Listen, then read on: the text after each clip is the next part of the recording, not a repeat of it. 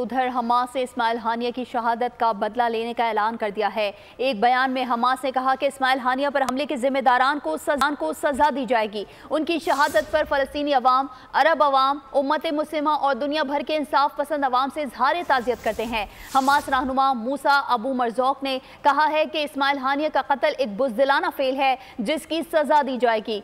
Israel पछताएगा। Ismail हानिया के कत्ल से इसराइल को उसके मकासद हासिल नहीं होंगे। हमास रहनुमा सामी अबू ज़हरी का कहना था कि हम बैतुल मक़दस को आज़ाद कराने के लिए खुली जंग लड़ रहे हैं, बैतुल मक़दस के लिए हर कीमत अदा करने के लिए तैयार हैं। Popular front for liberation of फ़लस्तीन के तर्जुमान महर अल ताहिर ने कहा कि शहीद भाई हानिया से कहते हैं अच्छी तरह सो जाओ और फिक्र ना करो।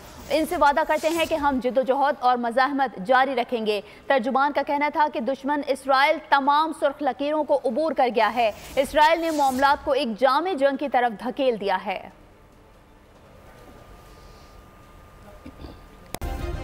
सब्सक्राइब करें और बेल दबाएं ताकि कोई खबर रह न जाए।